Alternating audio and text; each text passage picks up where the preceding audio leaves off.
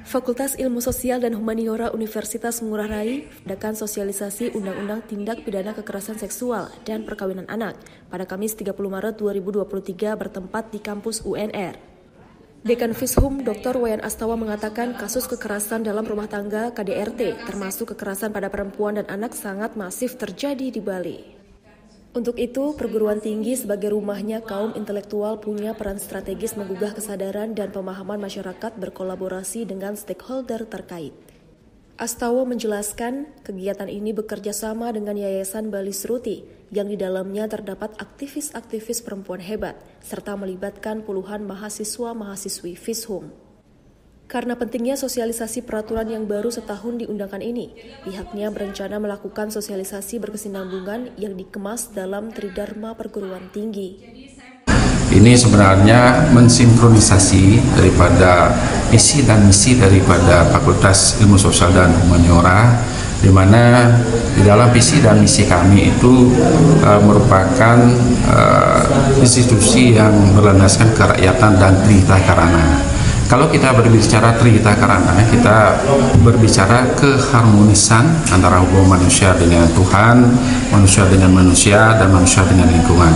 Kaitan acara ini dengan visi dan misi itu yang kedua, hubungan manusia dengan sesama. Jadi artinya kita harus peduli dengan sesama berkaitan dengan tindak pidana kekerasan seksual.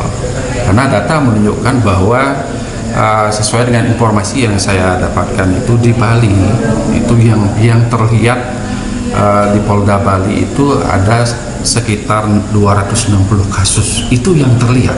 260 kasus yang terlihat tahun 2022 itu yang terlihat. Yang tidak terlihat ini kan kayaknya seperti gunung es ya, yang kelihatan itu hanya ujungnya saja. Jadi yang terpendam itu masih banyak, karena banyak nih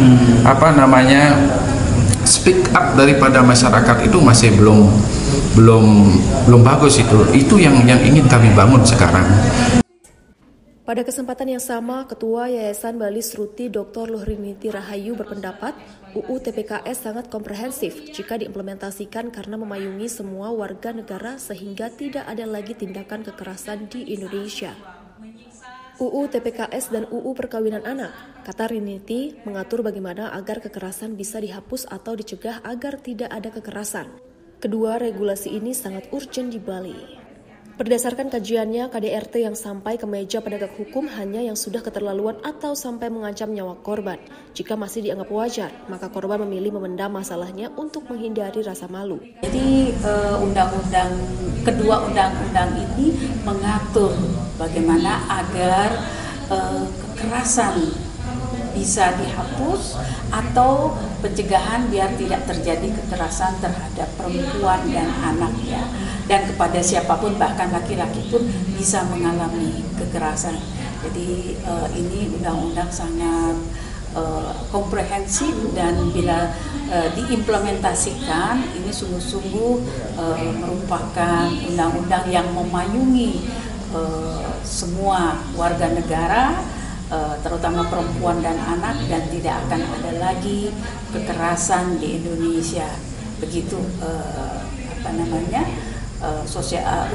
isi daripada undang-undang ini. Dan undang-undang ini tentu tidak hanya harus dipahami oleh para penegak hukum gitu ya, para aktivis perempuan, tetapi juga semua unsur masyarakat termasuk mahasiswa dan mahasiswi. Mereka ini kan generasi muda yang akan menjadi pemimpin bangsa, tentu harus paham dan mereka juga agar tidak mengalami misalnya di kampus atau di dalam keluarganya, dan bisa menyebarkan informasi ini, pemahaman tentang undang-undang ini kepada lingkungannya di komunitas-komunitasnya.